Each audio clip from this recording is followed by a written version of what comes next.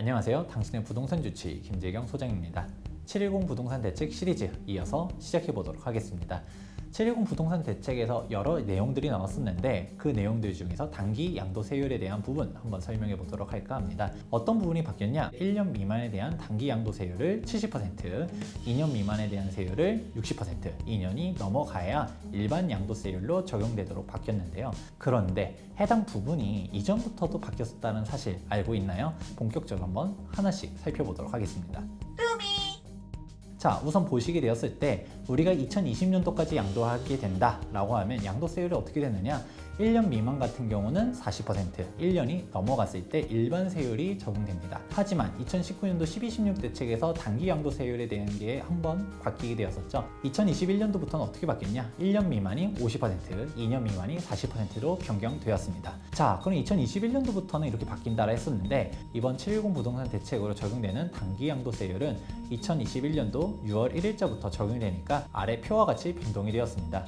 한번 보도록 할까요? 2020년도 올해 안에 매도를 한다라고 하면 1년 미만 40%, 1년 이상 일반 세율인데 2021년도 1월달이 된다. 근데 바로 이번 710 대책으로 인해서 2021년 6월 이전까지 즉 5월 말까지 매도를 했었을 때에 대한 부분이 1년 미만 50%, 2년 미만 40%라고 할 수 있습니다. 근데 2021년도 6월달부터는 70%, 60% 이런 식으로 변하게 되다 보니까 단기 보유한 주택이 있다라고 하면 2021년 6월달까지 기다릴 게 아니라 당장 올해 안에 매도해야 된다. 꼭 기억해 주시기 바랍니다. 그럼 여기서 한 가지 더, 단기 양도세율 같은 경우는 중과세율이 붙나요? 이런 식으로 물어볼 수가 있어요. 조정 대상 지역 내 주택 같은 경우는 2주택자 같은 경우는 플러스 10%, 3주택자는 플러스 20%가 중과되고요. 2021년도 6월달부터 조정 대상 지역 내 4주택자 같은 경우는 2주택자는 플러스 20%, 3주택자는 플러스 30% 중과세율로 변동이 되었습니다. 이때 중과세율 규정은 어떤 식으로 되는 걸까요? 예를 들어서 올해 안에 양도했었을 때 1년 미만의 대한세율 40%에다가 플러스 20% 중과세율이 붙는가요? 이렇게 물어본다라고 했었을 때 그렇지 않는다라고 할 수 있습니다.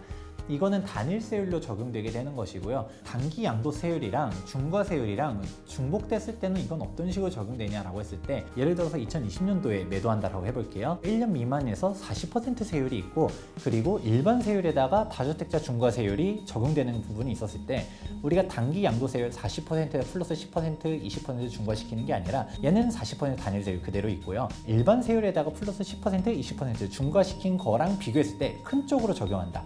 보통 대부분은 이 단기 양도세율 40%가 그냥 크게 되는데 예를 들어서 양도차익이 5억 초과 같은 경우는 최고세율 42%에다가 다주택자 중과 20%까지 붙어가지고 62% 세율이 적용된다고 해볼게요. 실질적인 계산된 세액이 이 중과세율이 더 크면 이쪽으로 적용된다. 이런 부분까지도 참고해 보시면 좋을 것 같습니다. 네, 이렇게 710 부동산 대책에 대한 단기 양도세율의 변화 과정과 단기 양도세율을 적용했을 때의 계산 방식까지 이야기해 드렸습니다. 도움이 되셨다면 좋아요와 구독하기 눌러주시고요. 다음에 710 부동산 대책에 대한 다른 내용들도 하나씩 꼼꼼하게 점검해 보도록 하겠습니다. 지금까지 부동산 주치 김재경 소장이었습니다. 감사합니다.